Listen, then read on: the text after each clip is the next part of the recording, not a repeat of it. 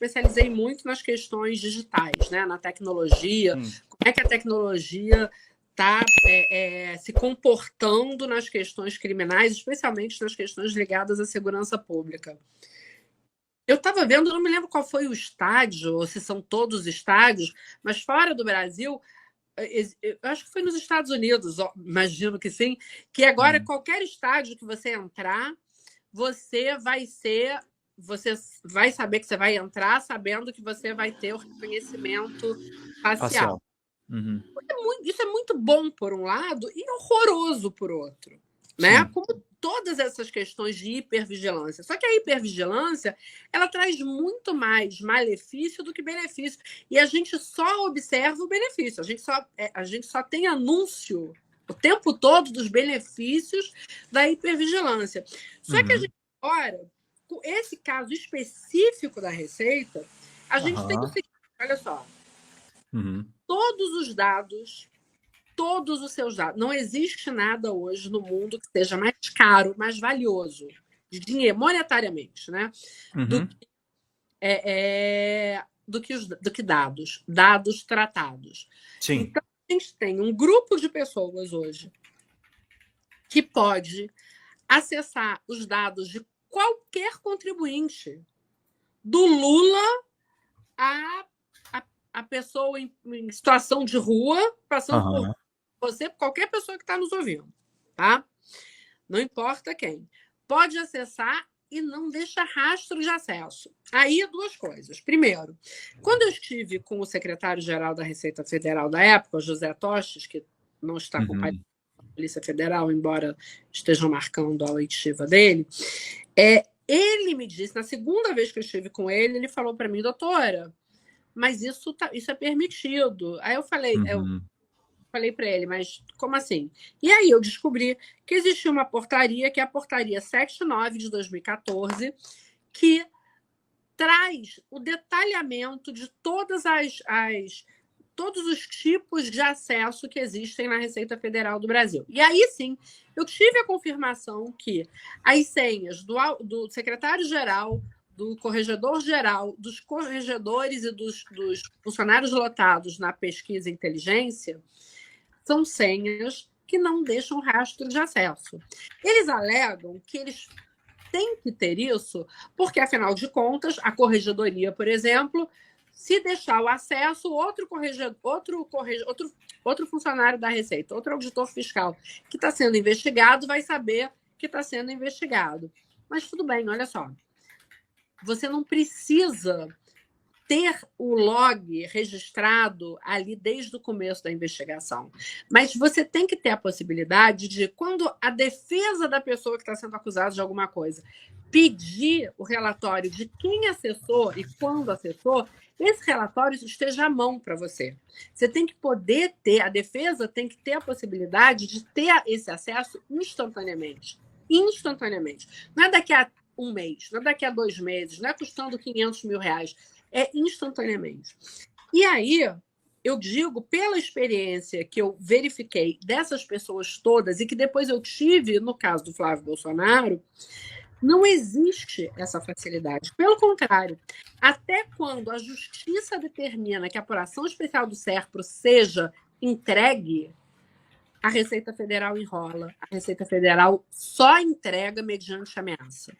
Nunca entrega com facilidade. É um filme de terror. E a gente não pode viver isso, Pedro. Porque hoje, o nosso, né? Então, assim, o inimigo... O que até é um paradoxo, porque, assim, essas investigações da rachadinha, elas surgiram numa coisa assim, vamos deixar tudo transparente. Você está me dizendo que existe um mecanismo não transparente para apurar.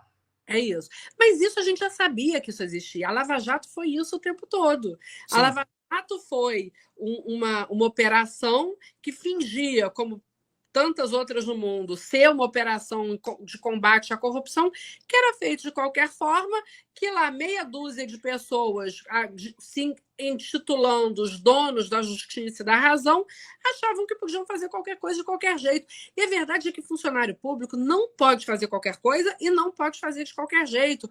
E eu tenho dito aqui, assim, e faço muita questão de repetir sempre que eu falo sobre isso, que eu tenho mais absoluto respeito pelo funcionalismo público, que eu sou filha, neta, bisneta, tataraneta de funcionários públicos. Eu tenho bisavô que morreu na guerra, no torpedeamento do Baipendi. Eu tenho avô que foi ministro, porque teve uma carreira militar honrada do começo até o final da vida.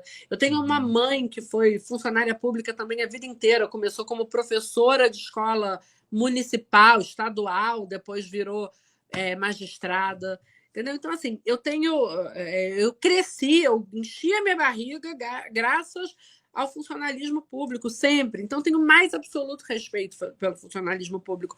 E é com essas pessoas, né? Foi com essas pessoas que eu aprendi a respeitar o que é público, a não entender que o que é público é meu, e mais sim que o que é público é todo mundo. Entendeu? Então, a gente não pode, mesmo que eu não simpatize, Pedro, com o cliente, eu não preciso simpatizar com o meu cliente. Eu preciso poder defender o direito do meu cliente. E diante de uma ilegalidade, não é só uma ilegalidade, é uma inconstitucionalidade. O nosso direito aos nossos dados, né, e a que não façam qualquer coisa com os nossos dados, é tão importante que hoje ele é um direito fundamental. Né? O nosso direito aos nossos dados é um direito fundamental. Então, não vai ser... Existe lei de proteção de dados, afinal de contas, né? Hã?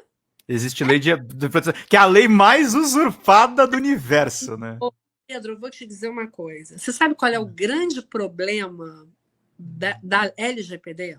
Qual? A LGPD, ela tem lá um artiguinho, lá um inciso, dizendo o seguinte, logo no início, que todas as questões penais estão excluídas da LGPD. Então, a gente tem a proteção de dados, desde que não seja para fins penais. Aí é que o negócio fica horroroso. Só que alguns anos atrás, naquela época, inclusive, que eu estava fazendo essa investigação, foi feito um anteprojeto de lei que era do que se costumou chamar de LGPD penal. Tá. E é uma lei geral de proteção de dados para fins de inteligência e investigação, para tudo que diz respeito à apuração de fatos criminais. Por quê? Porque, é claro, né? Imagina, a gente está vivendo um mundo, num momento em que os direitos humanos não estão sendo respeitados, né? Assim, já estão sendo orgulhosamente desrespeitados. A gente está, essa semana, a gente viu cenas que são absolutamente medonhas, né? De afronta a direitos humanos. E os direitos fundamentais são os direitos humanos trazidos para dentro do nosso ordenamento jurídico. Se a gente acha, e essa é uma coisa normal da gente achar, que quando a gente está tratando de um inimigo nosso, eu estou falando de inimigo no sentido bem bobo da palavra, não do sentido mais sociológico da palavra. Quando tem um inimigo nosso, a gente não quer mesmo que as regras sejam cumpridas. A gente quer que a pessoa se dê mal, a gente acha que está tudo certo. E não é assim. Não é assim. No sistema de justiça criminal, a gente não pode achar isso. A gente tem que ser absolutamente rigoroso com o cumprimento de todas as normas penais, especialmente porque a gente está vivendo esse momento insano de desrespeito aos direitos humanos. A gente não pode permitir que o Brasil seja um país em que a Receita Federal pode fazer qualquer coisa. A Receita Federal tem sistema guardião, Pedro, para ouvir conversa telefônica. Que negócio é esse? A troco do quê? Fala, pessoal da Folha Democrata, aqui é Pedro Zambarda, editor do canal aqui e também do site da Folha Democrata. Estamos em uma nova campanha de Pix, gente. O nosso canal voltou a ser demonetizado, mas nós ainda estamos enfrentando burocracias dentro do YouTube. Então a gente pede para vocês contribuírem no Pix, diretamente no Pix, gente. Faz um depósito lá no nosso Pix, você nem precisa usar o cartão de crédito, você pode fazer o Pix além das nossas metas por live, que é de R$100 no Pix. Vocês podem ajudar em folhademocrata@gmail.com. Essa contribuição no nosso Pix é necessária para pagar o salário dos trabalhadores aqui da Folha Democrata, como o meu salário e o salário também do nosso editor de cortes de vídeo, o Gabriel. Então é necessário a gente fazer essa campanha de arrecadação, gente. Folha Democrata é um canal novo que surgiu nessa era democrática de governo Lula 3 e a gente precisa do seu apoio para continuar fazendo esse trabalho. Gente, muito obrigado pela paciência, pela colaboração de vocês e contribuam. R$20 de Pix, vocês ganham livros aqui no nosso canal, que estão disponíveis aqui. Basta você fazer a sua contribuição e depois mandar e-mail com o pedido de qual dos 3 livros, temos ainda um 4º livro para a gente dar de presente, no folhademocrata@gmail.com ou no pedrozambarda@gmail.com. E quem mandar 80 pilas no Pix ganha um curso de roteiro de comédia com a Xanda Fontes, a nossa sócia. Gente, vida longa e próxima. Vida longa e próspera, gente. Não próxima. Longa e próspera. Cuidem-se, cuidem dos seus. Até mais. Tchau, tchau.